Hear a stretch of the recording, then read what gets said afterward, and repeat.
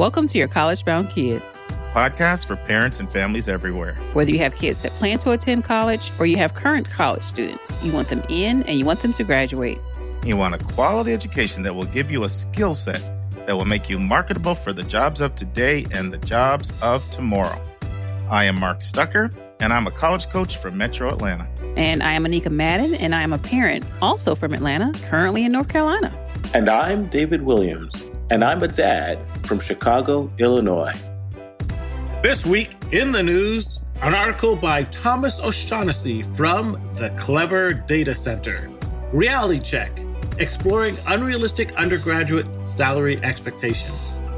Mark and Anika will discuss how do regional college tuition discounts work. Our question from a listener is, how do you find out the information on the percentage of students that apply test optional to a specific college? And our interview is the final part with Sam Prouty, the Director of Admissions of Middlebury College, on debunking the myths on attending a more remote college. Mark, before we start this podcast, I want to give a very, very special shout out to Jennifer from Wisconsin, because Mark and I used your DoorDash and it was wonderful. I was in Atlanta visiting with Mark's family, and Mark's daughter, Joy, was down with us, and she had a special hankering for, Mark, what did they call it? A seafood boil? Yeah, Southern delicacy. So we had some seafood boil. We had some seafood jambalaya. I think I got the seafood chowder.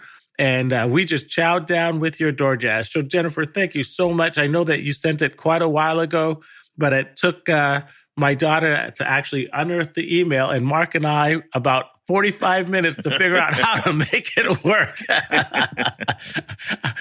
But despite us being technologically challenged, we were able to utilize your DoorDash, and it resulted in very, very happy palates. So thank you so much, Jennifer, for your DoorDash. It was so much appreciated. And I just have to chime in and second this. Jennifer Mandel from Wisconsin, thank you for your beneficence.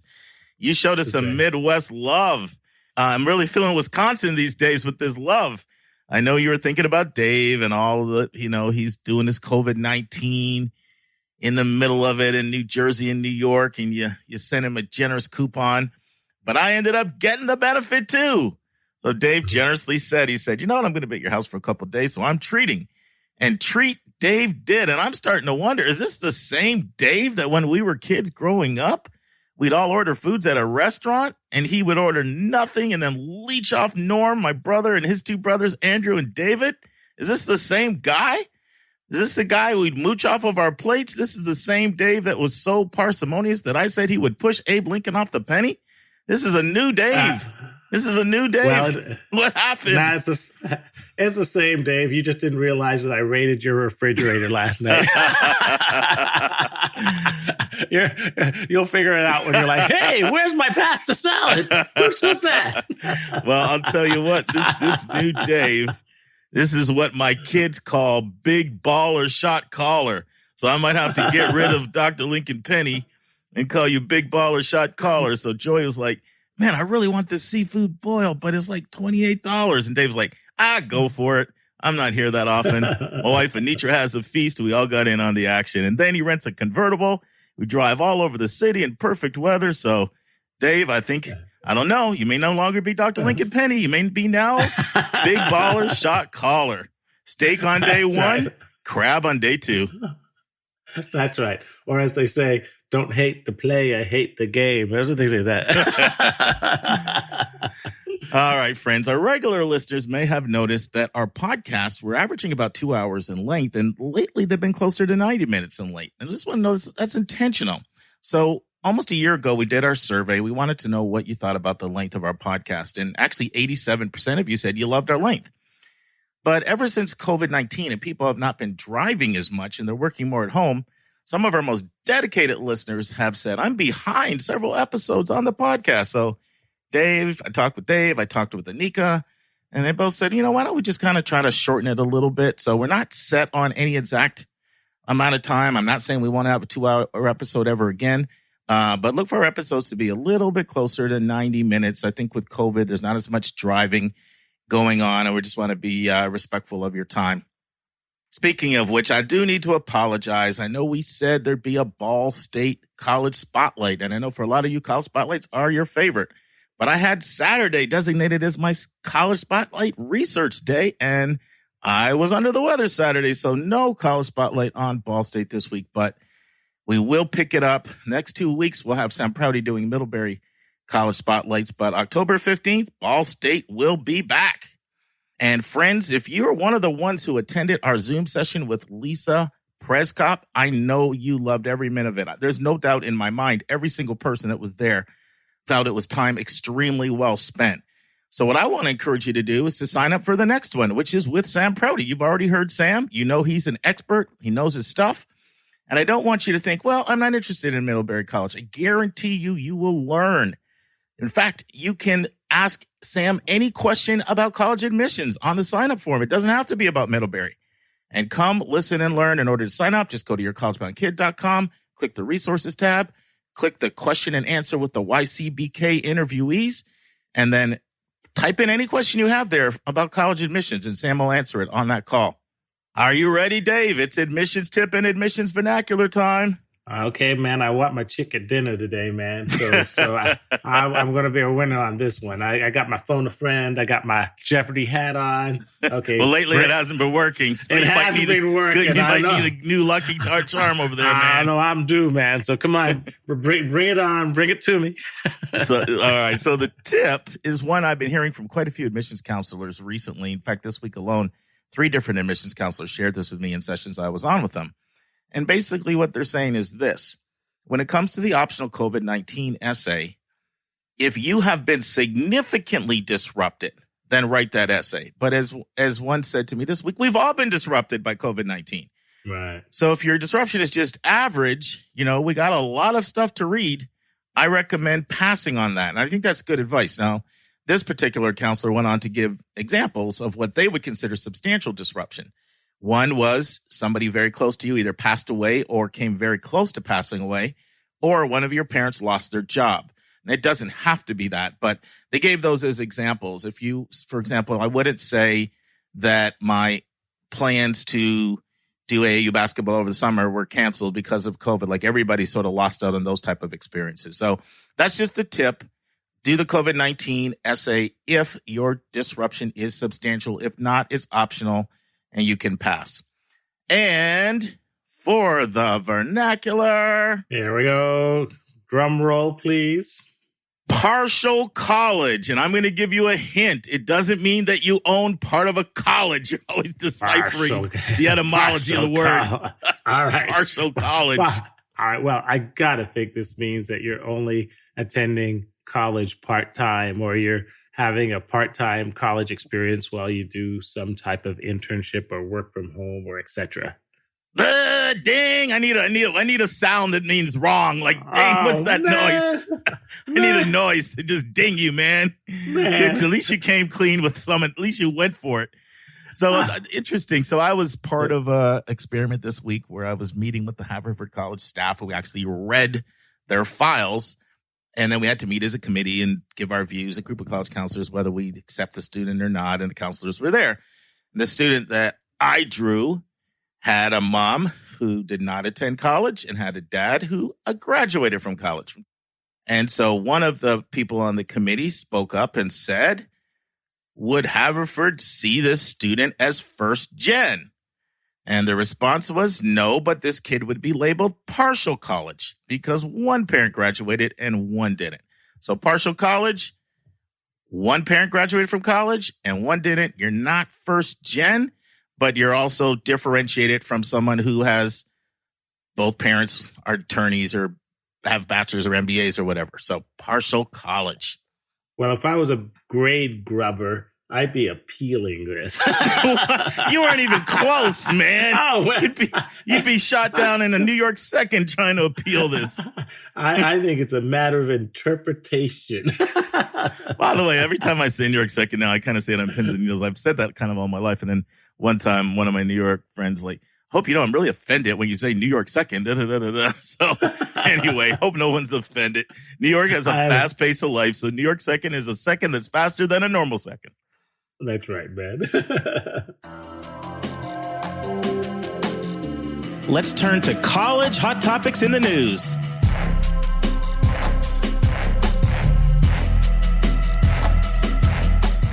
All right, Dave, we have agreed in our pre-meeting, before you dive into the article for the day, I want to explain a little bit of the backdrop of this article.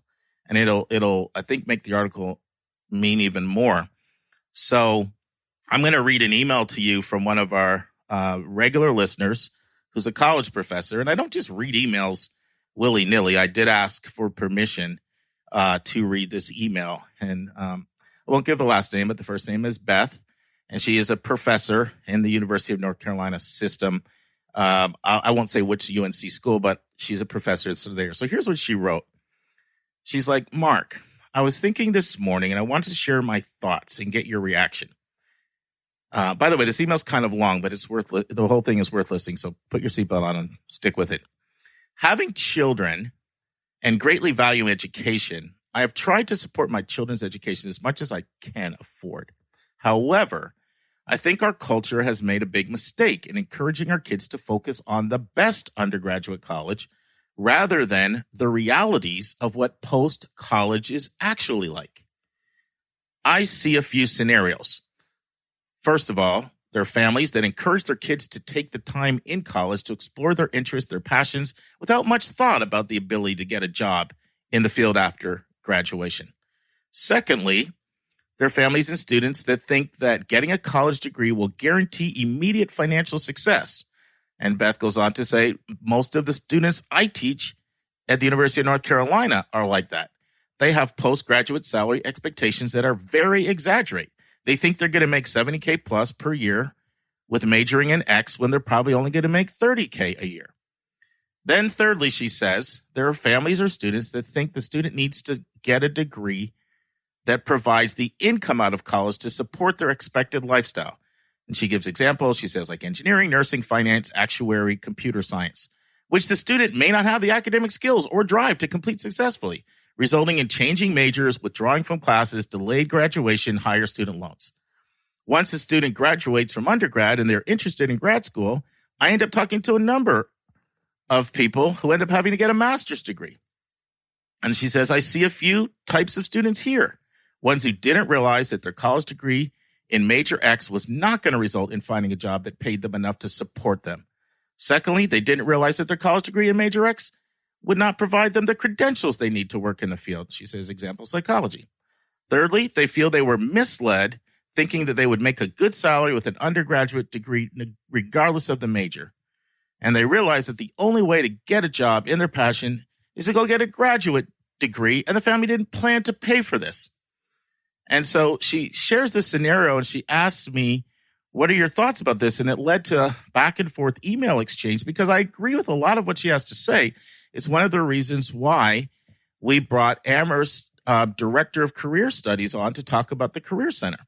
But I put it back to her. I said, Beth, why don't you do this? Because I think, maybe our podcast is guilty of not putting enough emphasis on this. I said, will you do me a favor? You're a college professor. Find a bunch of articles that address this. Send them our way, and we'll pick one of them. So she did her thing. She sent probably 6 to 8 articles, and we picked an article today that addresses that. So I just thought that background might be helpful as we lead into our discussion today, Dave.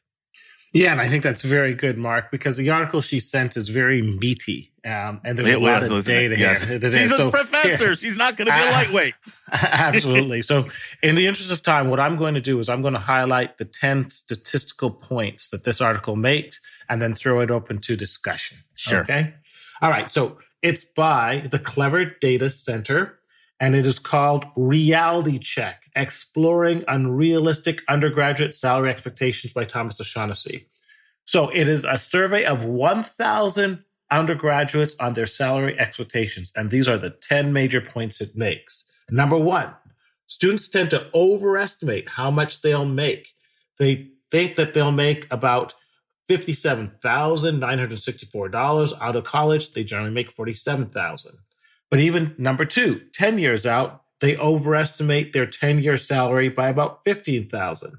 Number 3, that the young adults now are not spending as much as previously because when they get out, they realize they have these lower salaries. Number 4, that women generally expect to make less salary than men, and it's quite significant. Number 5, that Generation Z value competitive salaries and company insurance plans much more than millennials that are far more lifestyle oriented in terms of fun work environments, flex time, and unlimited personal time off. Number 6, that going to college to earn more money is the number one reason that Generation Zers get degrees. It's very interesting. Number 7, that college students today are less optimistic about the value of an education. For example, graduates, 50% agree with Gallup that college is worth it, and 36% of current graduates strongly agree with that statement.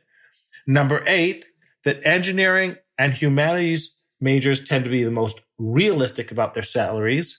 Number 9, that nursing and computer science majors tend to underestimate their salaries. And number 10, that business majors are by far the most, and they use this term, delusional, that they expect salaries that generally are 31% over what they actually make once they get out of college. So that's a lot of data I've thrown at you, Mark. Let's throw it open. And how would you like to dive into this meaty sandwich of data here? Yeah, I think the biggest thing I'd like to focus on, and we tried to address this with Emily Griffin in my interview with her. If you haven't listened to that, I strongly recommend it. It's on how to utilize the Career Center at your college. And that is, there's no reason for this disconnect to happen if people have enough knowledge. Right. And I'm going to jump right to my main takeaway right away, right out of the chute. Freshmen, you need to be, having conversations with the Career Center about what you can expect to make with various degrees. Yep. There's no reason for this disconnect in financial expectations to be there. Yep. Business majors, the survey said, expect to make 31% more than they actually make. Mm-hmm. So that's my first takeaway is one of the easy correctives of this is something in your hands. Get to the Career Center. You can even do it as if you're touring a school, you could even reach out and communicate with them and set up an appointment from home and ask for data, ask for salary data for graduates who have degrees in different fields. And so what this article addresses and what, Beth experiences is this something I experienced. I remember thinking this in college, Dave. I remember having a conversation with a friend of mine. I'm even going to say her name because it's not her last name. Her name was Rhonda. I remember having a conversation with her. And I'm like saying, you think a college degree is just an elixir. That just because you get a degree automatically like the Red Sea parts. Right. Like you have to have a plan with your degree. Correct. You have to have a plan. And I strongly recommend that internships or co-ops be part of that plan. Right. But another part of that plan should be understanding salary data, understanding whether a graduate degree is going to be required for you to do what you want to do. And unfortunately, I do think that it should be part of the colleges, their orientation or part of their advising. It should be built into the system so that the onus doesn't have to be on you, but it is on you. Right. And now that you know it's on you, you can step up to the plate and say, I'm going to know that. I'm going to know the information. I'm going to know salary data. I'm going to know educational data per major. I'm going to know the growth rate per major. Now, another thing that you can do, and this is something we have talked about a fair amount on the podcast, is you can immerse yourself in the information on the Occupational Outlook Handbook. This is a website. It's a division of the Bureau of Labor and Statistics, and they have up-to-date current information on how much each job pays, what you do, what the job description is like, what the growth rate is like for each job. Is it growing faster than the national average? Is it growing at 7% or 27%? Or in the case of nursing and physician assistants, 37, 38%. It has the salary data by region of the country, by state. And so if you've been a longtime listener, you know, this is a website that Anika talks about a lot because she just loves it, as do I. Familiarize yourself with that Occupational Outlook Handbook data. So these are just some of the things that you can do so that you're not benighted and you're not one of these people that's going through shell shock. What are your thoughts, Dave? There's so many more things we could talk about that the article addressed. Well, I think the thing that really points out to me is that a lot of college graduates think that the job market is static, that it is this immutable thing that you look up a job, it's still going to be there. But what we know is that things have always changed. The pace of changing is accelerating, and now nothing's accelerated more than COVID. So I always tell students, you know, no matter what you think a job is going to be now, it's going to be different in 4 years' time. And college prepares you with the tools to cope with change and to adapt to a constantly changing market and situation. Because there's just simply no guarantees that whatever career and job you're looking at now is going to be the same once you actually get into the workforce, because it's not. Yeah, no, those are good points. Now, one of the other things that's interesting in this article, and I haven't completely got my handle around this, but it was interesting how women expected to make less than men. And I don't know if those are deep-seated gender stereotypes that have filtered into their thinking, or I don't know if they're just, you know, astute for being correct because it is truthful. But I thought what was very interesting was that when women were interested in more women-dominated professions, they actually didn't have the same expectation for the gender pay gap. So I haven't completely wrapped my hand around that, but that was one of the interesting findings from the survey of how it varied by gender. Yes. And this study looked at this study, you know, this particular one looked at 1,000 students, but there was another study they quoted that looked at 7,000 students. So there's a lot of research that went into this. What are your thoughts, Dave, on why students have unrealistic expectations about what they're going to make?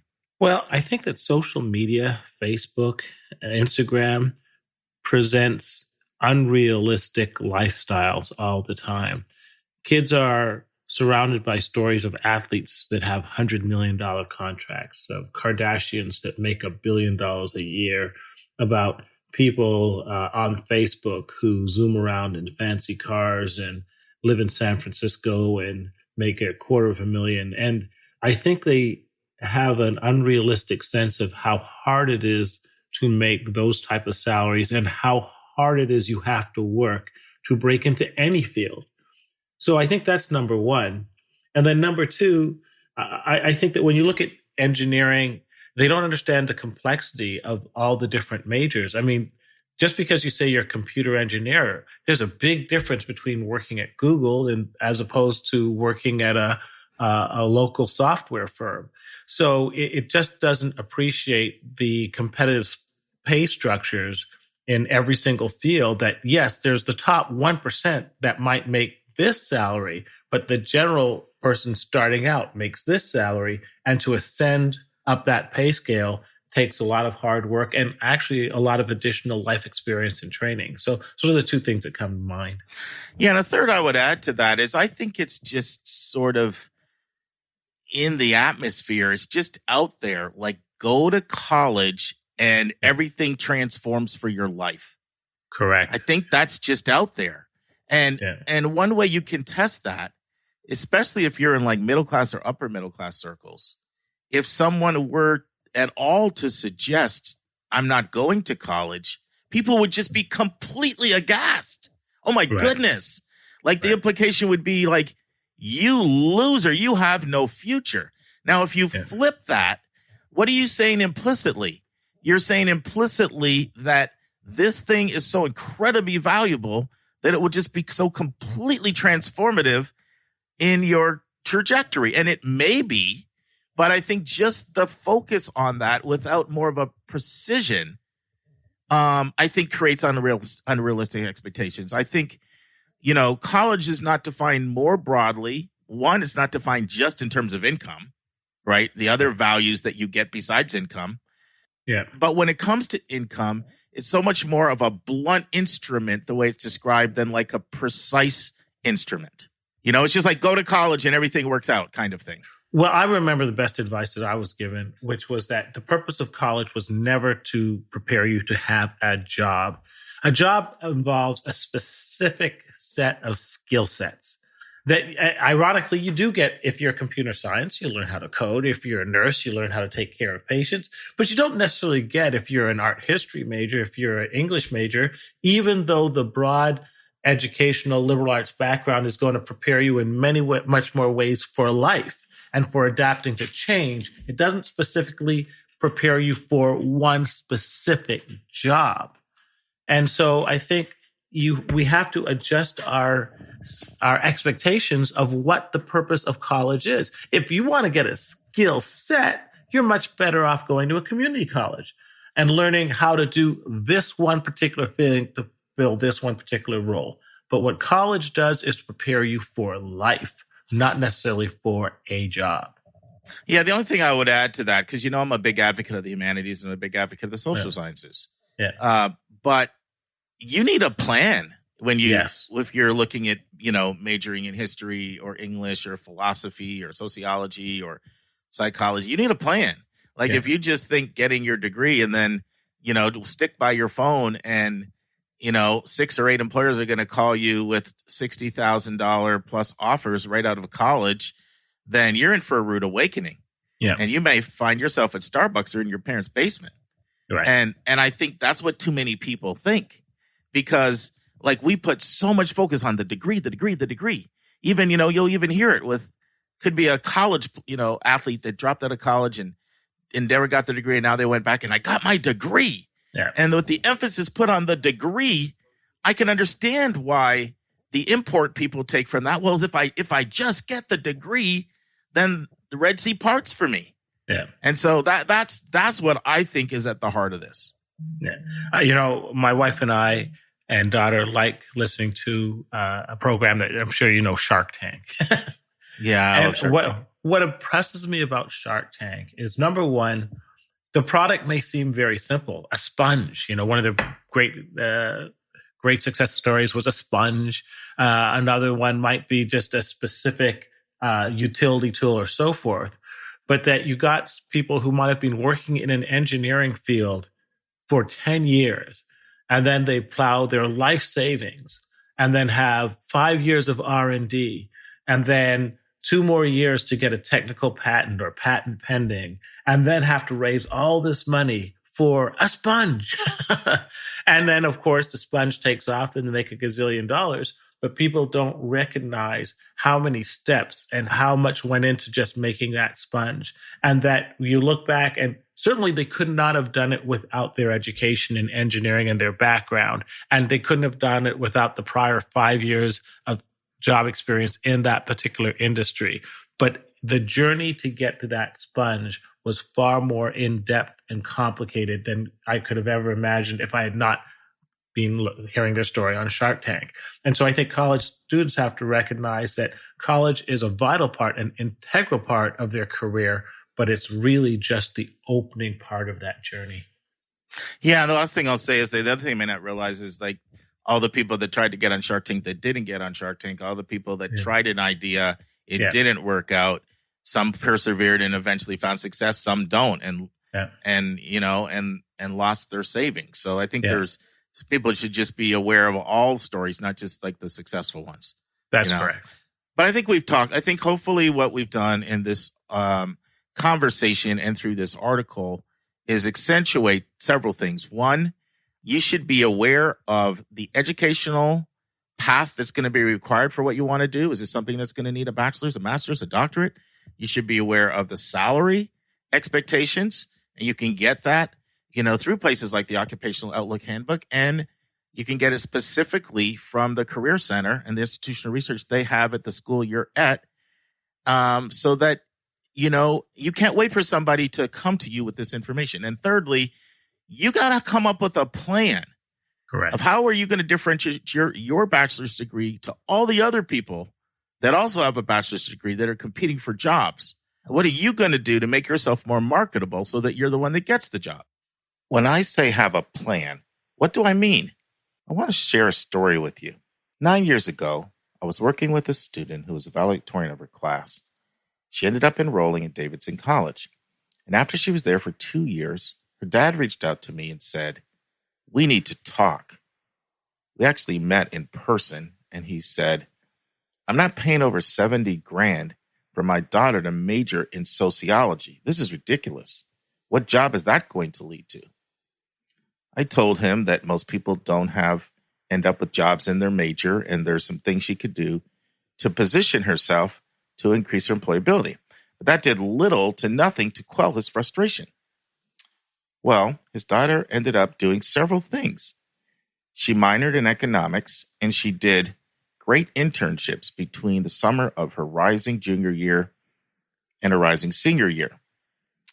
I'm now working with the same family again with another child, and I was talking to Dad recently, who's a great guy, by the way, and he said, "I've never been so happy to admit I was wrong.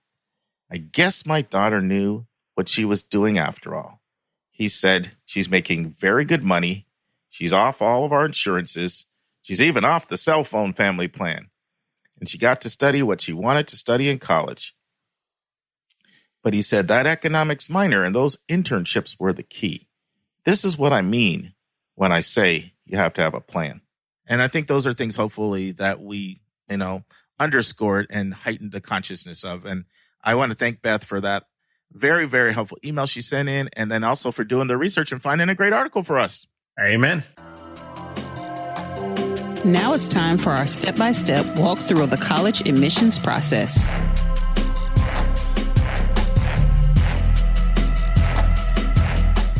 Happy birthday to you. Happy birthday to you. Thank you. Happy birthday, dear Anika. Happy birthday to you and many more. And some of your better singing. Thank you. Well, I can't let my kids hear this because they're going to do that thing that Kellyanne Conway's kid said she was doing. I'll emancipate myself from you if you sing again. Oh, that poor family. Oh, God. I almost forgot about them. Oh, Disown you as a parent. Well, so you're going to let us know what number that is, or is that secretive stuff? Nope, 46. I am not into the secrets. Mm-hmm. There you go. I got you by 10. Listen, I'm looking forward to the next 10. I can't wait till all my kids are grown and everything's just wrapping it on up. So for you listeners, we were supposed to record on Sunday, and it was the big birthday for Anika. And so we're recording I tried, but I didn't make it too much going on. Yeah, she was trying to record, and she said, "It's my birthday." And I'm like, well, let's do it Monday morning. So did you do anything special? Yeah, we did. I got all kinds of cool stuff and hung out, got some good cake. And nice. took a couple of days off work, so I'm not going to work after we finish this. Good for you. Good for you. All right. Well, let's dive in. So we are in 139 of a book I wrote called 171 Answers to the Most Asked College Admissions Questions. And this chapter looks at how do regional college tuition discounts work. Anika, you've read the chapter. What are your thoughts? I did read the chapter, and I guess I want to first start out with, what do you call it, vernacular?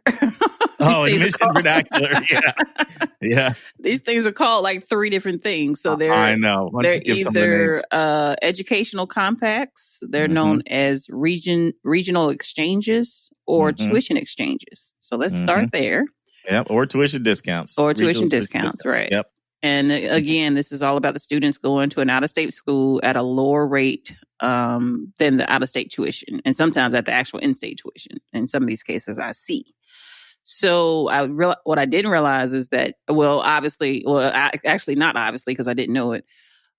So they're broken out into all the regions. So you've got the Southern region, the Midwestern region, the Western region. Did I miss one? And then I've got the New England region. Did I cover all of those? Okay. Mm-hmm. So you want to just start with one of these and then let's just go through this guy and see what it's talking about?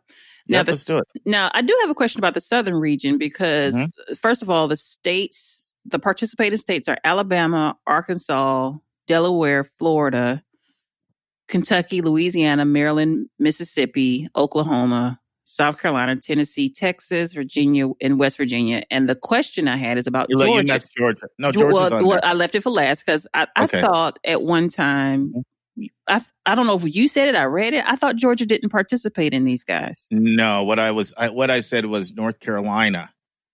So North Carolina dropped out in 2011. They used to be a member, but they dropped out. And it's important to also note that Florida and Texas only participate for graduate level. Those states. Okay. But it's a big group. It's like, that Delaware to Texas. Yeah, it is. It's a lot of states. And so why don't you, I think we should tell her, because I think some people still may not know what we're talking about. So do you want to kind of explain the core idea of why, this even exists? Well, I don't know if I know the why. I just know the how so far. And it's, I mean, it's just that these students in these specific areas, in these specific states, according to the, the compact or the arrangement for that region, they're able to go to certain institutions, not all institutions. And even for this southern region specifically, now I do want to clarify this. You have it in here that it says that for those that want to pursue a professional health degree. So is that the only program that is doing? No. Okay. That's a different program. Okay. So let me first talk about their reason. And each of these tuition exchanges, I'm going to refer to them as the tuition exchanges. That's the most common term I see used for them. Okay. You mentioned all the 4 other terms are sometimes used, but that's the most common term I use. So they're different, and they do differ from region to region. But one of the main purposes of them is to reduce the unnecessary duplication of academic programs. In other words, understanding is, why does every single state have to offer every single program, especially ones that are rarely offered?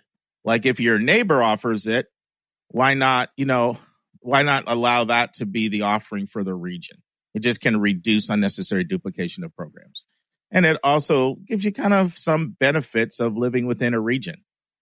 And so each region is broken up. The country's broken up into 4 regions. So did that make sense, or did that not make sense, Anika? It does. I think so. Okay. So what else do you want to say about Academic Common Market? By the way, we should say that the Southern Regional Educational Board, that is the technical name of the Southern region, but the Academic Common Market is actually considered the one who, organizes and provides the tuition discounts. Okay. Gotcha. So I think that just the last thing in there that I noted was that there are more than 1,900 programs in all of these states. Correct. Now, okay. In the Southern region. But my little brain keeps going. When you say program, are you talking about the actual exchange program? No, I'm talking about the, different majors. Okay. But let me also go back to what you asked about healthcare, because that's important. So the regional contract program is what it's called, and that's a special program within the Southern Regional Educational Board, and that allows students to pursue professional health degree at an out-of-state institution, but only pay in-state tuition at public institutions. So it's important that we emphasize this is public institutions. Now, they do have reduced tuition for private institutions.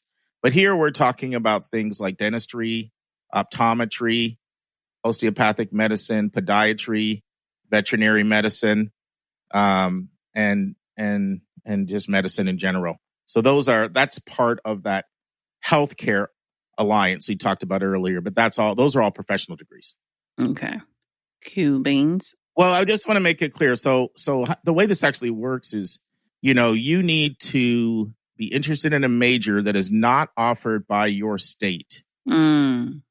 Every time in each of these? Well, that's how the ACM works, the Academic Common Market, the Southern Region. Okay. So that's like I've worked with so many students that have done this, and it's they've gone to places like LSU or Middle Tennessee State, or just talked to one of my students recently. She's at UAB, University of Alabama at Birmingham, and she's doing public health with a global health concentration. And so there was she's from Georgia, nothing in Georgia that had public health with a global health concentration. So because there was nothing in Georgia, then she was able to get the in-state tuition in Alabama.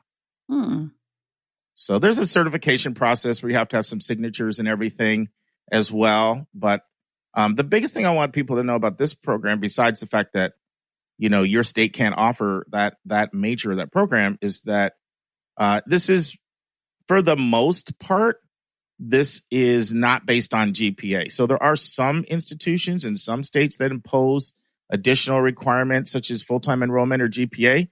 But for the most part, this is not a GPA thing, like a merit thing that you need to qualify for. Okay. But let's move on, or we'll be here forever. There's a lot on these. Right. Yeah.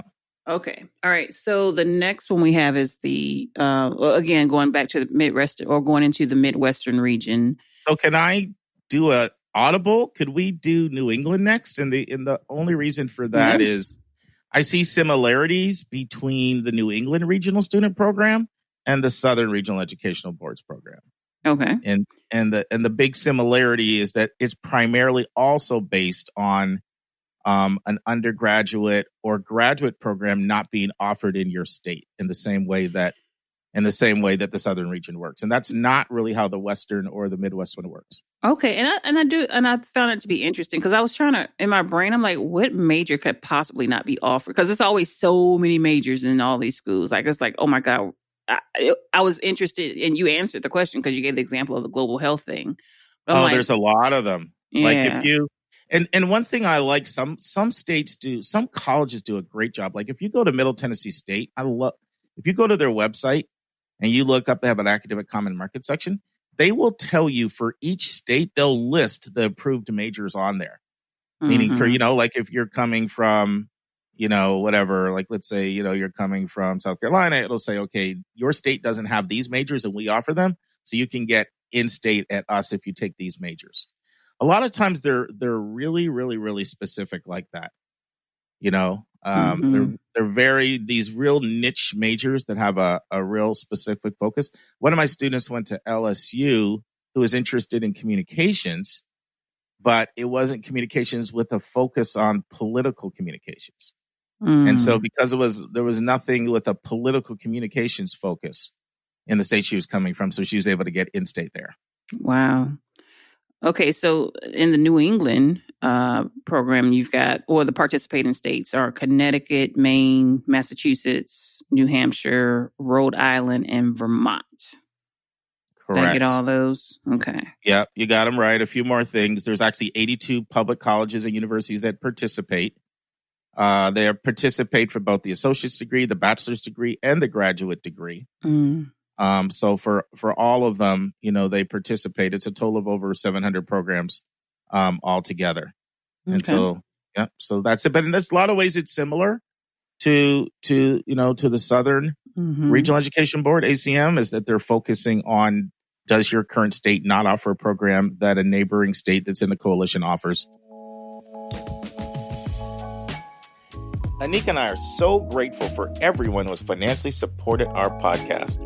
It allows us to pay our staff and cover our other auxiliary expenses involved in having a weekly professional podcast. At the start of every month, we're going to start sending a special gift to anyone who financially supports your college-bound kid. I will be sending our donors this bonus content once a month directly to your email. The bonus content will be between 10 to 15 minutes in length. Usually it will be a college-related topic that I'm passionate about. Occasionally, it'll be another bonus hot topic in the news segment.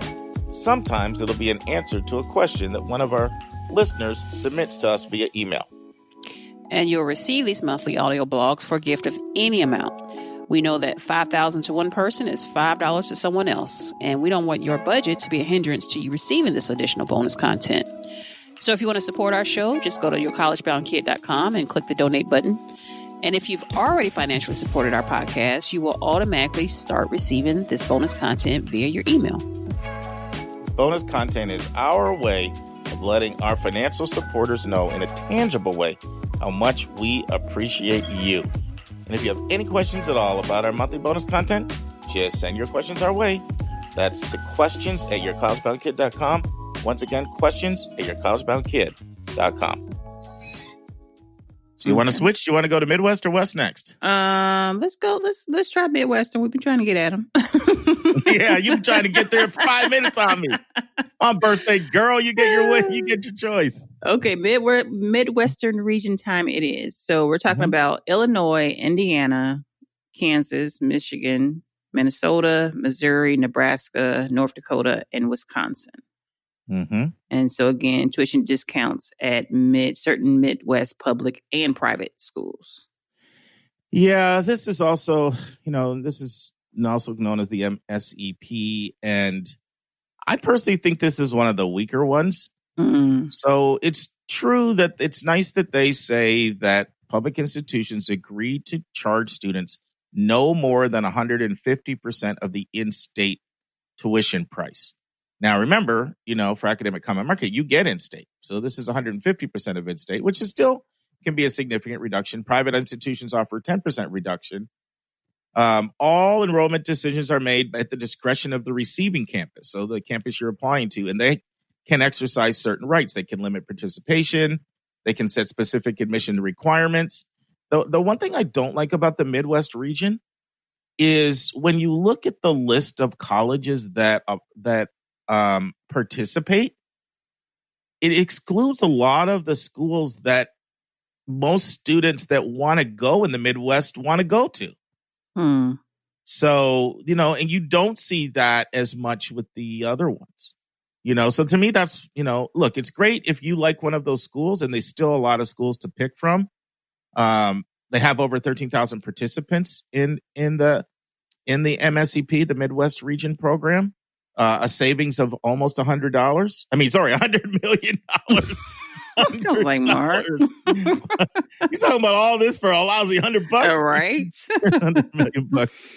And it's important to remember it's got to be those 9 states: Illinois, Indiana, Kansas, Michigan, Minnesota, Missouri, Nebraska, North Dakota, Wisconsin. But it's still great. But a lot of times when people go on and they want to look maybe flagship schools, you think public schools, let me look at the flagship schools, and then a lot of them don't participate. You will tend to find a lot of regional publics more than flagships. Okay. All right. You ready to go Western? Yeah, let's do it. Okay. So the Western region is Alaska, Arizona, California, Colorado, Hawaii, Idaho, Montana, Nevada, New Mexico, North Dakota, Oregon, South Dakota, Utah, Washington, Wyoming, and the Commonwealth of Northern Mariana Islands? Mariana Islands? I've never heard of that. I think so. I don't even know that, to be honest. I never even heard of Northern Mariana Islands. It looks like it's spelled like to me. Sorry. You live there. I'm so sorry. Oh, so this one, you can enroll in graduate programs at the in-state tuition rates. And again, this healthcare keeps popping up. And the students in healthcare professions can pay reduced rates at the professional programs. Now, are they only the professional graduate programs, or is it that's just the highlight that you're pointing out here? No, it's professional healthcare programs. And you can click and get a list of all of these. Okay. This one's growing a lot. It's grown 32% in the last 5 years.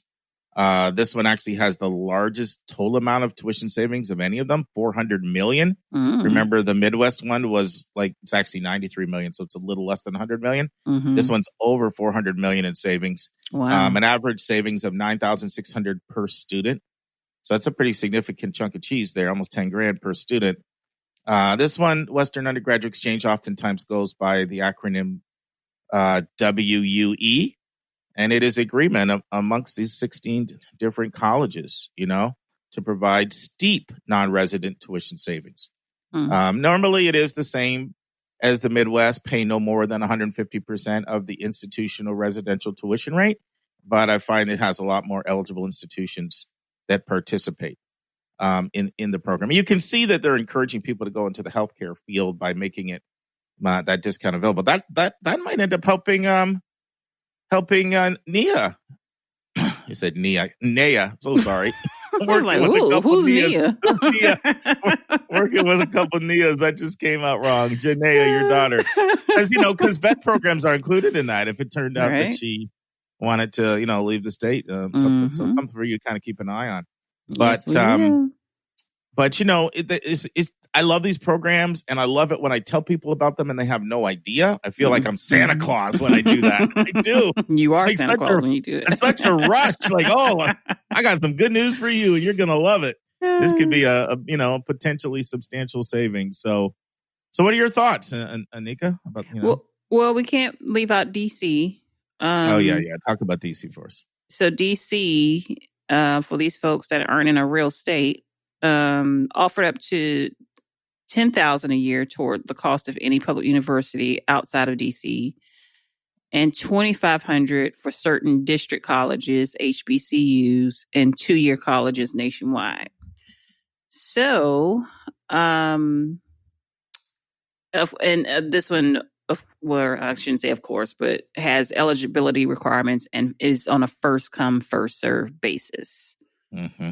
I want, why is that? Why it's got to be first? Well, because if you think about it, there's financial ramifications for these programs, right? Because they could fill them with other people out of state, and the school could get more money. So the way that you can control your cost is by capping the number of people that can get it.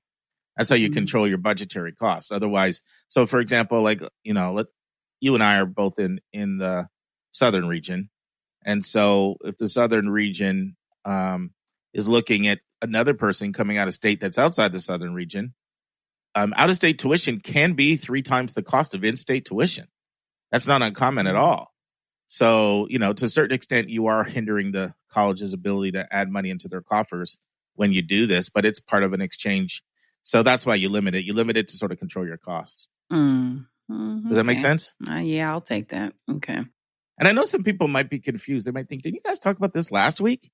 And so I want to differentiate. So last week, what we talked about was state reciprocity agreements. That's very different. A state has an agreement with a neighboring state or a neighboring county that's within 50 miles or 100 miles. That's still a discount. But this is dividing the whole country up into 4 regions. Mm-hmm. So that's the difference. It's the same concept. And you get a discount because you're out of state and you have some type of close proximity to your neighbor. But these are on a much, much bigger level. We're talking 16 states in the western one, 16 states in the southern one. It's that's the difference between what we discussed last week and what we're discussing this week. Okay. You do need to read the fine print for all of them. I will say this. It's the last thing I want to say. Then you can say whatever you want, birthday girl. But if you're wondering kind of like, well, how do I get all this information? Where do I get access to all that? One simple place to start is what I said last week. If you go to NASFA, NASFAA, and you type in, actually just go to Google and put in NASFAA state financial aid programs, it will take you right to a hyperlink where you'll be able to read all about these compacts. And then there'll be more links that will take you straight to, each one has their own website. Like the Academic Common Market, it has its own website. So that's one way to just get right to the national one. You can also get in through your state's higher educational authority. Some colleges have them listed on their website, but you'll be searching around a lot if you try to go to each individual college, and that would be a much more time-consuming way to do it. Other than the fact, if you're interested in a college, it's definitely worth going to that college to see if they list right on their page, what the specific states and what programs qualify for. So, because I imagine someone's thinking, okay, this is great. How do I find out, if the schools that I'm looking at, if there's a program in there that's not offered in my state that I can get in-state tuition at? So I want to make sure that we answer the how do you find out, how do I go a little bit more and find out more info question. Okay. Anything else you want to say, Anika? Are we going to put a bow on it and call it a segment? I'll use your term now. I'm all regional college tuition discounted out. so am I. Let's go to the question from a listener. It's time for a question from one of our listeners.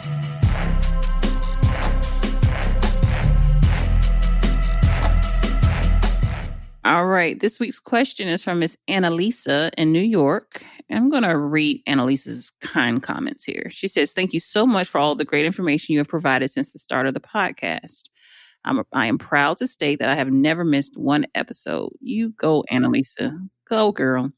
Last week, you mentioned that a factor to consider when determining whether to submit test scores, but it would be helpful to consider what percentage of an incoming class applied test optional. Can you tell me where we would find specific information? So, first of all, that saying flattery will get you nowhere? Mm-hmm. Flattery can get you everywhere sometimes. So I'm just being honest. When Annalisa said that someone we've never met ever could be on an elevator with her, we wouldn't know who she is, said she's never missed an episode. That's over 200 hours of content now. She's heard. We're over 200 hours of content. So we said, guess what, Annalisa? We'll take your question and move it right up to the front of the line. Take it next week. We'll answer it. But partly as a tribute to her for listening, but also because, in fairness, the question that she asked, I thought it would be more memorable because it was a comment that I just made when we talked about test optional. You may remember, Nika, I made the comment when it might have been last week or maybe it was the week before, where someone said, "How are these schools really test optional? Can we trust them?" Right. Yep. Yeah, that was recent. Mm-hmm.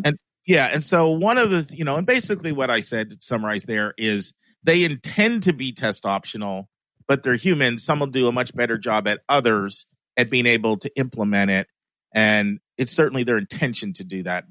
And then we went into different factors that could determine like which ones would be more likely to be able to do it and ones that have been doing it for a long time, for example, was an example. And one of the things I said was, and I used an example in that podcast, I said, it's worth noting what percentage of students come in test optional. And I said in that episode, if you look at the University of Chicago, they get 10 to 15% of their students apply test optional ever since they went test optional in 2018.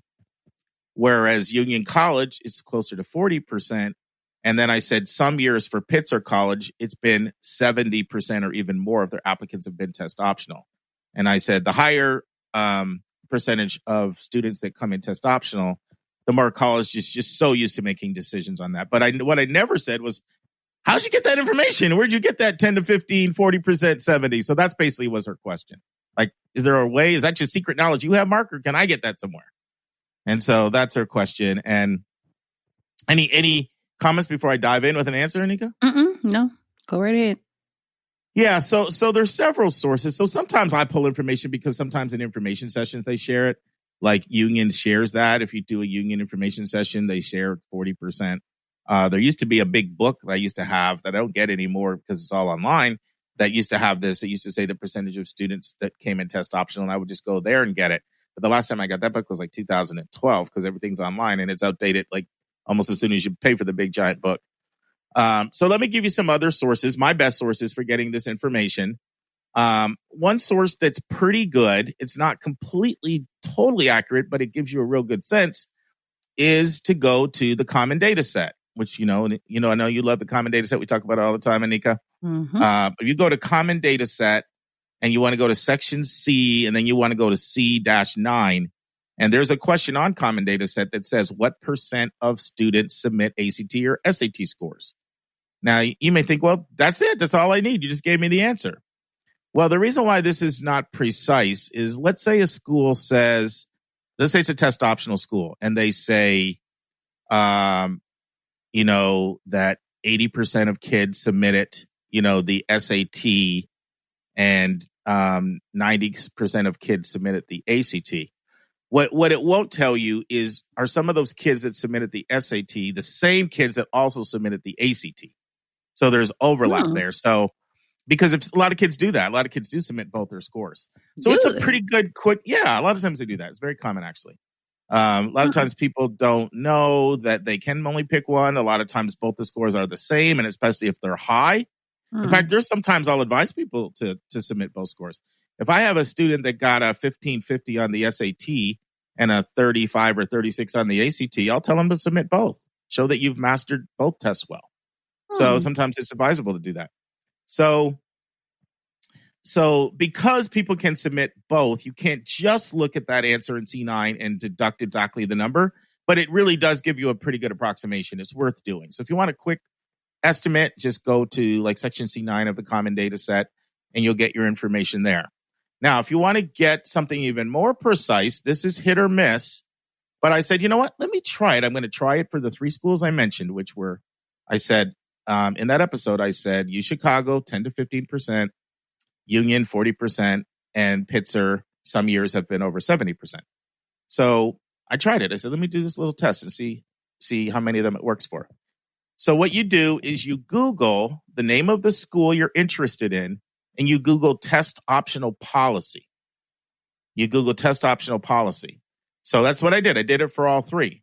And when I did it for union, of course, they go over their policy and they explain their policy. Because remember, these policies can be pretty complicated. Like they might say it doesn't apply to international students, or they might say it doesn't apply to homeschool students, or they might say it only applies to students that have a GPA of 3.0 or something like that. Like there are constraints and restrictions. It's their school. They can make their policy apply to whoever they want to. Mm. So I went in, I did it for Pitzer. I'm actually looking at it right now. I pulled it up. Starts out in 2003. Pitzer announced it would go test optional, and it goes blah, blah, blah. It goes on and gives all this information. And then I won't tell all the things it says. It gives their scores and all their policies and this, that, the other. That's beyond the scope of this. By the way, it does say here, for example, that homeschool students, for this year will not be required where normally they are. And joint medical school programs will not for this year where normally they are. But I won't get into all their policies on international homeschool, joint medical apps. It's all there. It lays it all out, all their policies and lots of different things. But then what does it say? It says for the 2019 class, 57.2% submitted an ACT or an SAT. So if you Google a school's test optional policy with their name, like that's a great way to get a precise number. And then it says right here, it says 42.8% did not submit scores. So that's a fantastic way when a school offers it. Just Google the test optional policy, read about it. And I love it. It tells me a lot about a school when they're transparent, like Pitzer is, and they say it. I did the same thing for a union. And what did it say? You went over all their policies, which I won't talk about now, but what did it say? It said in most years, between 35 and 40% of students do not submit scores. So what I was saying in that podcast before is, you can have a high degree of confidence when you see a high number of kids not submitting scores that they are very, very accustomed to making decisions without test scores.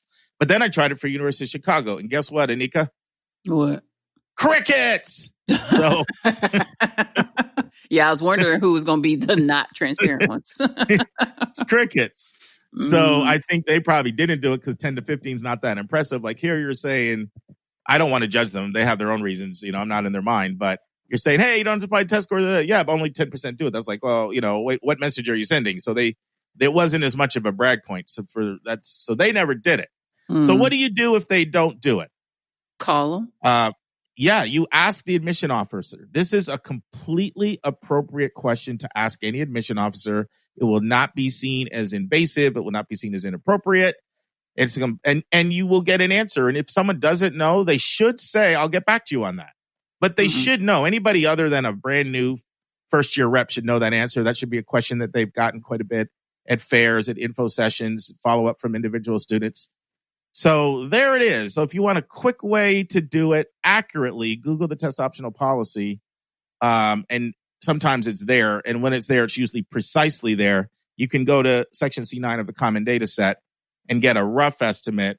And if it's not listed on their website under their test optional policy section, then you can just reach out to the school. I've been talking a million miles a minute. Anika, what are you thinking? What are your thoughts? Let's go through the birthday plus 1 day girl.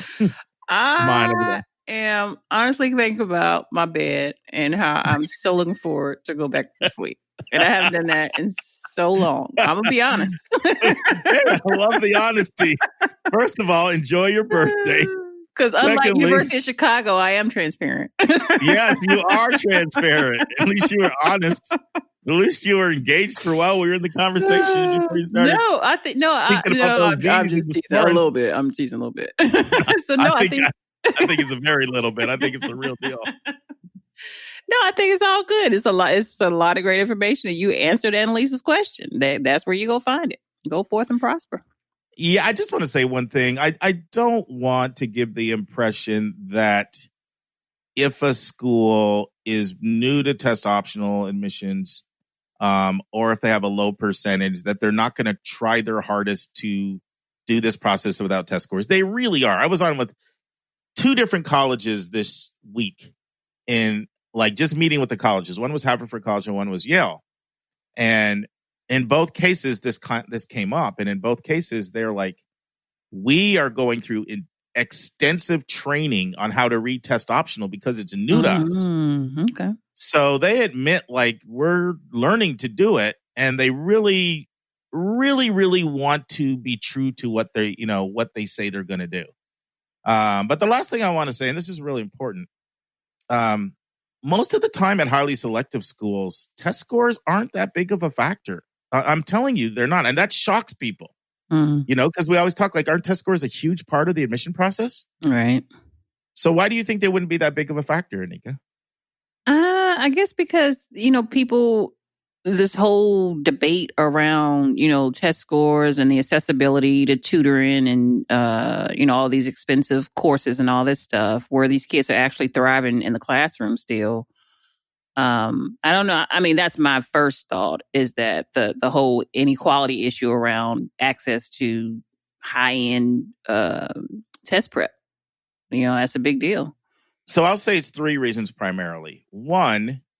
Reason one is at highly selective schools, anywhere between 80 to 90 to 94% of the applicants that they get are academically qualified and have very high scores. That's something that, I always ask schools, what percentage of your students would you say are completely academically, it's not a concern?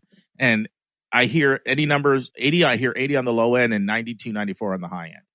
So most kids all have high scores, okay? Now, don't get me wrong. If you're way out of profile, then they will count. So I always say test scores will knock you up, but they won't get you in. So if you're an extreme, way outside of the school's profile, that's a big problem. But because not that many applicants are that way, that's almost a non-factor. So let's say you're the 85, 90% of kids that your scores are perfectly fine. As one school said to me this week, we literally glance at it for 2 seconds. It rarely even comes up at committee, the scores. And I hear that all the time. And it's also true when I sit in committees. I hear it and see it. So here's the other reason why it's not that big of a deal. One, schools have research and they know that, I'm talking about a highly selective school. If a student got a 720 or a 790 or 780, like, they can do the program at our school. They have the research to show that. Plenty. These schools do their own institutional research. So when they see a number that's perfectly in range with kids that have been successful, they're like, that's perfectly fine. We have plenty of kids that have that number that have done well. The other reason why it's not a big deal is because kind of what one of the things you said is that there's so much research that show that the courses that you've taken and the grades that you have are the better predictors. What you do over 4 years is a better indication than what you do in 4 hours. Okay? And one of the ways this helps in a test optional context, and why a lot of schools are saying over and over and over to me, and I do believe them when they say this, Mark, I think we're going to be perfectly fine without the test scores. And let me tell you why. That when a student has low scores, they almost always will not have high levels of rigor and high grades. So we don't have to have the scores. We can look at the rigor and the grades, and we can tell by that. So we don't need scores as a proxy to tell if they can handle higher level work. So I just say that because people freak out a little bit too much about testing. And I'll have students that have really good scores, and they say, I'm going to take the test 2 to 3 more times. And they think that if they get 40 more points on an SAT or 1 more point on an ACT, that's going to make all this difference in the world. The only time I'll tell them that that's in their best interest is if there's specific scholarships out there that if they hit certain numbers, they get money, or maybe they're trying to get into an honors college and it requires like a 1450 and they're like 1410 or 1430. And those are the times. But if they think it's going to change all these admissions decisions by adding 30 points to your SAT or 1 point to your ACT, it's just not really how it works. And remember, we're only talking about the highly, highly selective schools. For most schools, look at the average numbers in this country.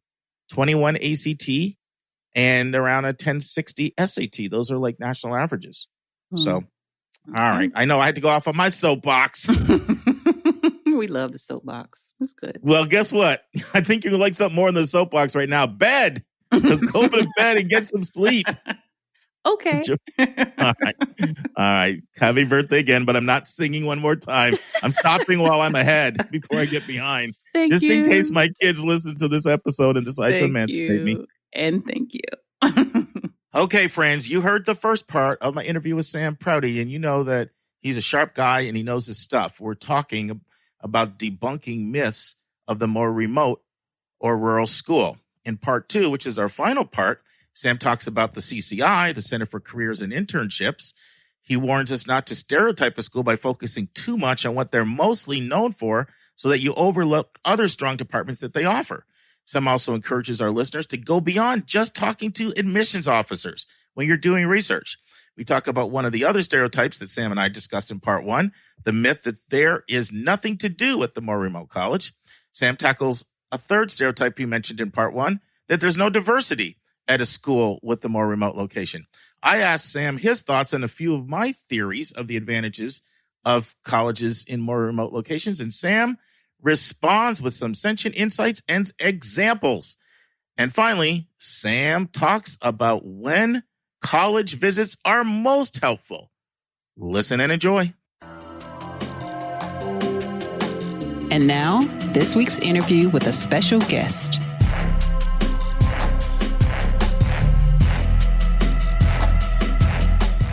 No, that's great. I want to go back to the first objection you mentioned about jobs, because I thought about a question I should have asked you as a follow-up on that. Can you talk about career services and some of the resources that schools like a Middlebury have when it comes to career services to ensure that students do get jobs? Absolutely. And so at Middlebury, we call our career services office the Center for Careers and Internships, CCI. Go ahead out, listeners, and Google Middlebury College CCI. But they've got a large full-time staff of folks whose entire professional life is aimed at helping our students find internships, find or provide funding for those internships. At Middlebury, we spend almost $1 million every year just helping students pay for those internships that might be unpaid. There are specific sort of pre-professional advising tracks in medicine, law, education, engineering, many others. There, again, as I said, great relationships with all kinds of companies, whether it's Wall Street and finance and consulting, if it's the media, communications, education, international placements of all kinds. And so, those folks are there to be the student resource full time, all the time. And I mean, that's, the ability to just walk into that building and say, hey, I'm a first year student. I'm majoring in philosophy and I'm minoring in religion. And I have no idea what somebody like me should do for a living. Can you help me? They're there to do that. On the opposite side, the student walks in and says, I absolutely know. I'm a neuroscience major. I want to have a specialization in public health. I want to minor in Spanish and be able to travel to Spanish-speaking countries and work on public health. Can you help me? Absolutely. We know you know what you want to do, and we absolutely have the tools to help you make those things happen. No, that's fantastic. And do you feel there's a difference, Sam, between the more remote located college, that one has a strong reputation in employers and has some resources, versus the one that maybe struggling financially and may not have a stronger reputation? Or do you kind of think it's all the same? I don't really feel qualified to answer that, but I will say, at the risk of sounding snotty, the more resources a school has, the more resources they have for you, the student. And so, again, our students can go in and get a grant so that they can take that unpaid internship, and they never have to worry. This is a great career opportunity, but I can't do it because I can't afford an apartment in that city. Travel grants for students to go off and explore different careers. We send students all over. Right? We famously will send a bunch of kids out to Los Angeles who are interested in learning about the world of television and film and communications, or we'll send them to Chicago to learn about advertising, or Detroit to learn about automotive manufacturing if they're interested in the engineering track, or what have you. And so to state the incredibly obvious, right? The more resources a school has, the more they're going to spend on you. One thing I will say is be careful about what a school is known for, right? Which is to say that I remember when I was young, I'll pick on Carnegie Mellon, right? In my world, growing up in Massachusetts, everybody thought Carnegie Mellon was a great engineering school, but it's also a great school in the performing arts, as it turns out. I didn't know that, but as a performing arts kid, when I finally learned that, wow, the light bulb went off. And so here at Middlebury, we're known for internationalism, we're known for language, we're known for environmental studies, and that's great. But it's a bummer if our reputation doesn't also include amazing pre-med opportunities and neuroscience and, for that matter, an amazing history department. Because I think those are all worth noting, even though the sort of famous reputation of our school might not include those areas. So I really encourage all of you out there listening to, do research not only on a college, but really take a deep dive into your area of interest. And you might be shocked to find that a school that is known for medicine also has an amazing art department. No, that was really good. And by the way, that was some deft and some tact, and Mr. Smooth, I'm going to have to call you out how you handle it. Because I know I asked you a hard question. I didn't want to make you sound like an elitist snob, when I asked the question. But I liked how you answered it, because what I was trying to get at was, just because a school is remote in and of itself doesn't guarantee that they have a marquee career and internship program. Right. Some of that's going to vary from institution to institution. And some of it will depend on the kind of resource that a school has. There are a lot of schools out there that would love to have the CCI program that you have, but they're like, look, we just don't have the money to hire the staff that you have and to put the kind of resources in. But Middlebury, for those of you who don't know, has one of the larger endowments for students you'll find of schools in the country, enabling them to do some things that some schools just can't do. So, Mark, I would ask you the question in reverse, too, because Sure. I think the following is true. But let's say you're a policy wonk and you want to work in Washington, American, GW, Georgetown, right? These are all schools that put you right in Washington. And I'm not knocking those schools in any way. Yeah. But again, if you go to a school in a big city because you think it's a pipeline to what happens in that city, right? Go to New York City because you want to be a financier. Well, I hate to break it to you, but Washington is full of people who want to go to Washington. Mm-hmm. And New York City is full of people who want to go to Wall Street. And simply being in that location is absolutely not a guarantee that you will end up being a desirable candidate for that profession. I think what you study and how well you do and how you present yourself, we send lots of kids to New York and Washington, even though they went to college in Vermont. Yeah. And I think that's where you do the deep dive and you look at career services, you look at placement, you look at opportunities. And you see on a very, very micro level, you see what each individual school, what have graduates done. And I encourage people to set up a meeting with career services if you're visiting the school and have the deep conversations. Yes, we admissions people love to talk to you, but don't only talk to us. If you want to learn about a department, reach out to the professors. If you want to learn about career services, reach out to those folks. And I guarantee you at least smaller schools like ours, these people want to talk to you and answer your questions. So never hesitate to reach out beyond just your admissions office contact. Very, very, very important. Yeah, professors, whoever it is, whoever is working in an area of your interest, it could be residential life. It could be, you've got food allergies and you want to know if the school's going to be able to serve you. So you need to set up a meeting with someone with expertise in that area. So great throw in there, Sam. Now, let me get back to the 4 objections that you often hear about remote schools. We've covered, I won't get a job. We've covered, there are no opportunities in STEM. Let's talk about the third one. There's nothing to do. What do you say to the student who comes up to you at a fair and says, boy, I really like a lot of things I'm seeing on the Middlebury website. I've been reading your literature. Even met some students who seem happy, but what am I going to do? There's a lot of things you can do. You can harvest the fields. You can milk the cows. All kinds of things you can do.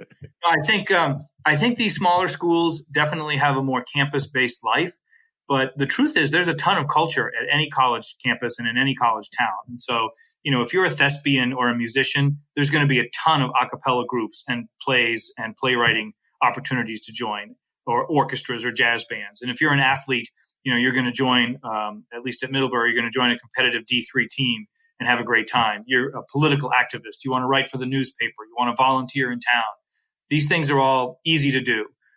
Schools like ours have a lot going on, right? So I might not play the jazz trumpet, but my roommate might. And so I'm going to go hear a lot of jazz music just because I'm friends with somebody who does that. So a lot of your social life is determined in those sort of unofficial, casual ways. But there's also, there's always things to go to and events that the colleges are bringing in. I think these places are socially pretty tight. And so you find that your friend group is pretty strong and diversified. There's always stuff going on. I used to live in Cambridge, Massachusetts.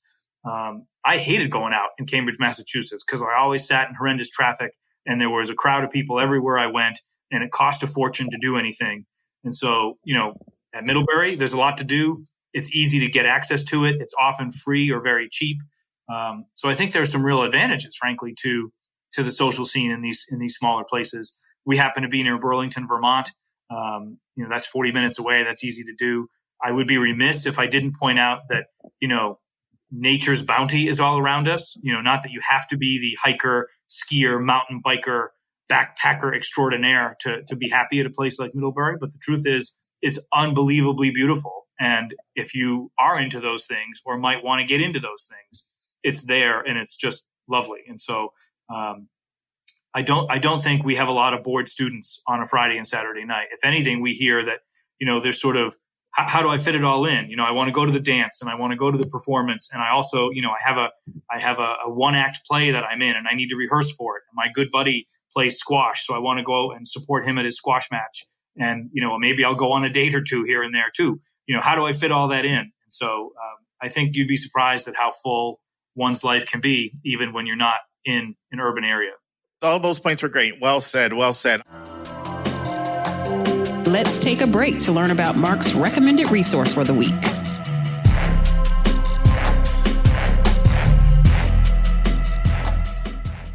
Friends, in the last 18 months, I have become friends with Dr. Lisa Ruff. Dr. Ruff is a psychologist and a college counselor in the Chicago area. And I'm excited to announce that you are going to get to hear from Dr. Ruff because she has agreed to be a guest on our podcast to talk about careers in therapy as well as college counseling, which she also does. Anyway, I was talking to Lisa about how much I love the website city-data.com. And it is my go-to website for searching the area around the college. Lisa spent some time on the website and said, Mark, where's this website been all my life? I said, Lisa, I'm surprised you don't remember me talking about it on the podcast, because Lisa never misses an episode and she's sharp as a whip. So I said to myself, it must have been a long time ago that I talked about city-data.com. People must have forgot about it. So I decided to look up and see which episode I shared city-data.com as the recommended resource of the week. And to my dismay, I never shared this resource with you before. This is a must-consult website for researching the zip code of any college you're seriously interested in. Can't recommend it highly enough. Talk about info and info galore. They even have the sex offenders in the zip code and where they live. Check out their forums as well. Just search for the college in the forums and see what people are saying about the college you're interested in. So city-data.com is our recommended resource for episode 139. We will now return to the final part of my interview with Sam Prouty, talking about misconceptions and stereotypes that are inaccurate about the more remote or rural college. And I'm going to hit your last point up, no diversity. What can you say about that? True, not true? What are your thoughts? Totally not true. I think something like 11 or 12% of our student body are international. Just under a third are American students of color.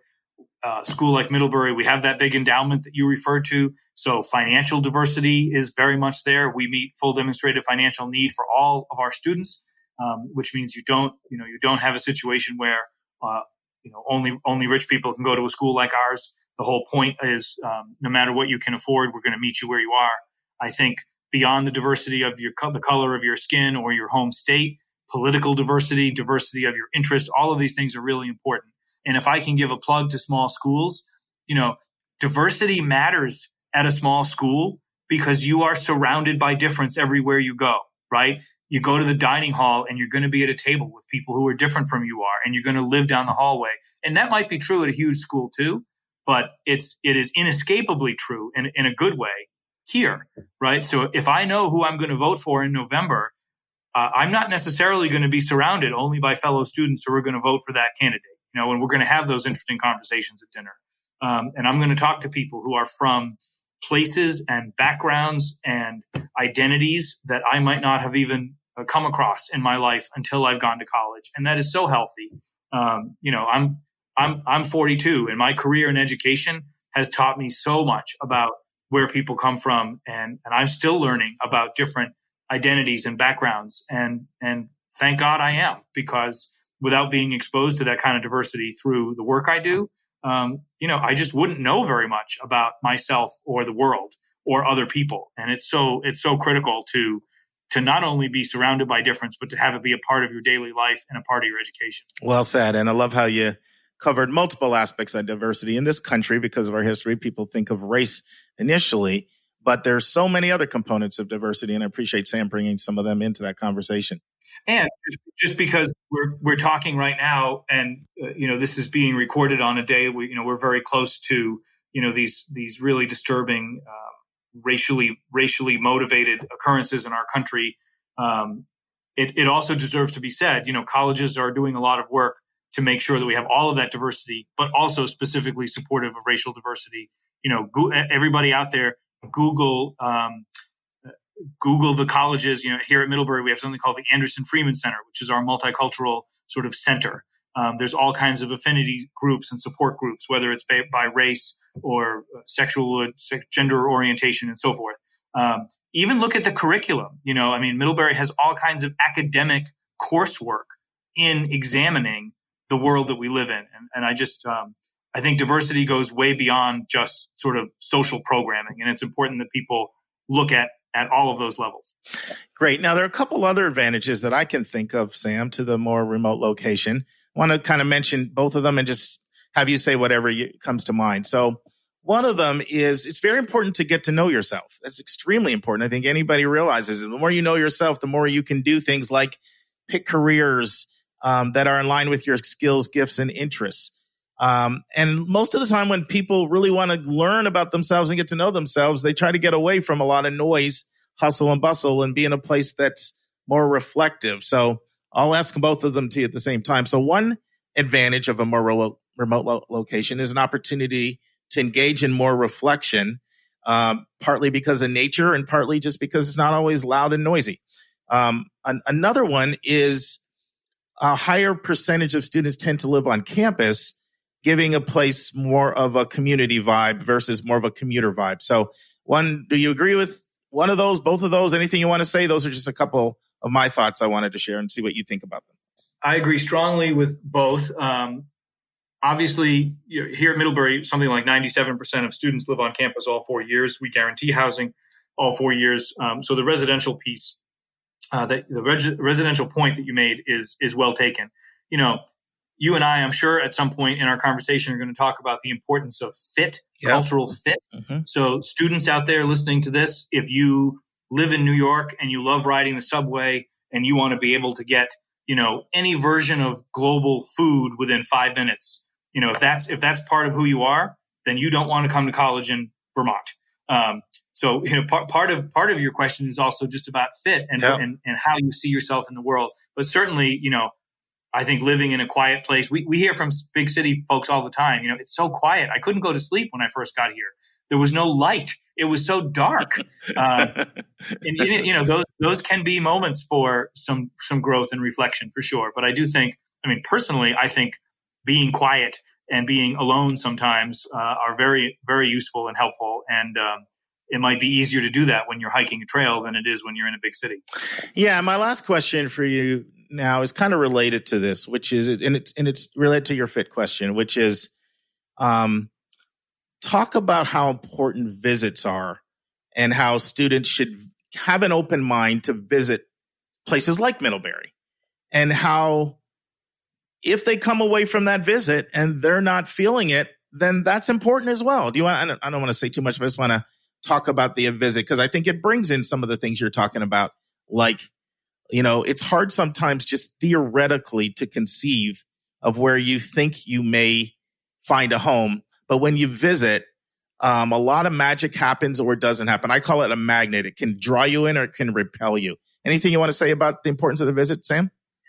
Absolutely. Although I'm a little depressed that we have to talk about this in a COVID reality when nobody can actually come visit us right now. And so I think the visit, everybody talks about the gut feeling. I hope that you get that I really do. A lot of students don't, and that's okay. I think it's very easy to tell Middlebury apart from, NYU and Stanford. It's probably harder to tell it apart from Bowdoin and Williams. And so I think visiting becomes a great way to parse out the nuanced details between schools that on paper look very similar.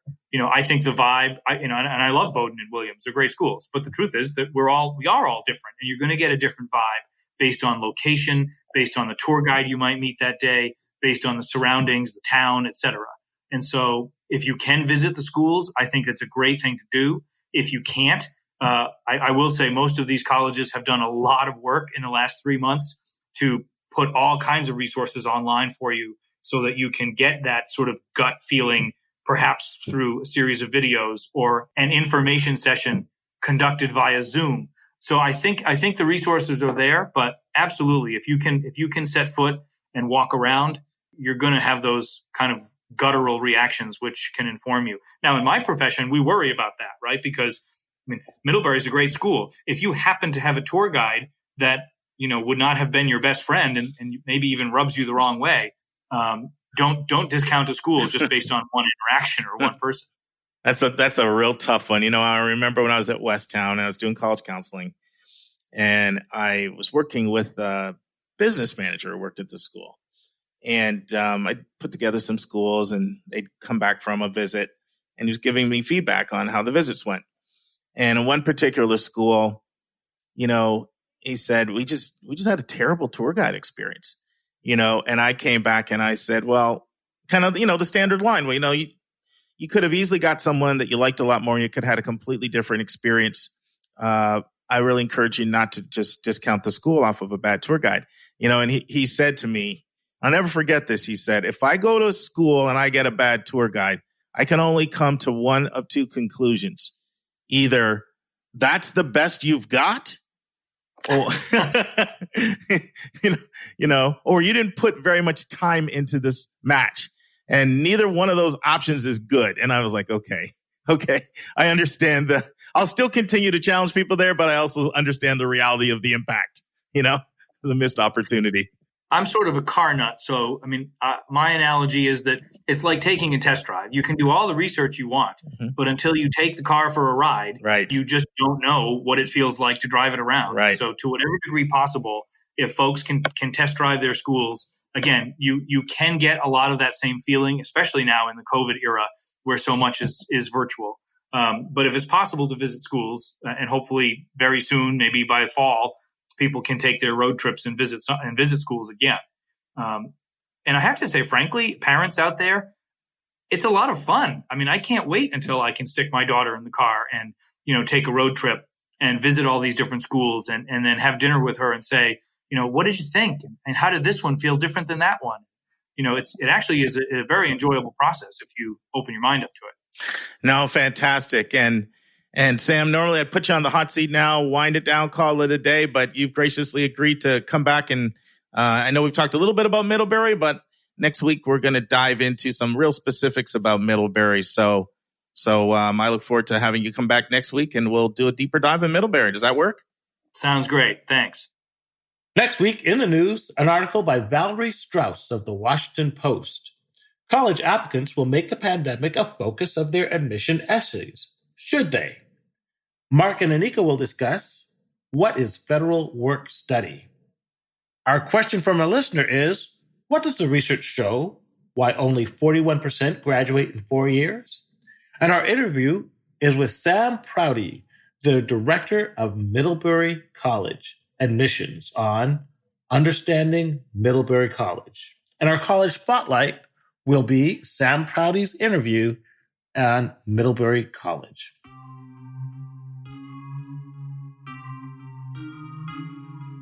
And that's our show. A big thank you to you, our listeners, for tuning in this week.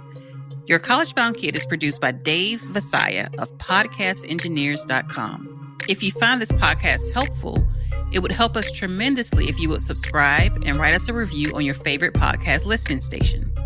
And please be sure to click the share button and send this to someone you know that can really use this information. The amazing music that you hear is by Victor Allen Weeks. Our image editor is Tauha Khan Webmaster is Stalianos Dimitriou. And marketing designs are by Kimberly Blass. And if you want to get a copy of the book, 171 Answers to the Most Asked College Admissions Questions, you can go right to 171answers.com. And if you want to have a college coaching session with Mark, you can send him a text to area code 404-664-4340. And if you have a question or a few questions that you would like to ask us, and we'll include them on the show, you can just email us at questions@yourcollegeboundkid.com. Every week, we'll take one question and include it in the episode. We don't like your questions. We love your questions. So send them our way. And by the way, check out our website, yourcollegeboundkid.com. Again, we thank you for tuning in, and we look forward to meeting with you again next week.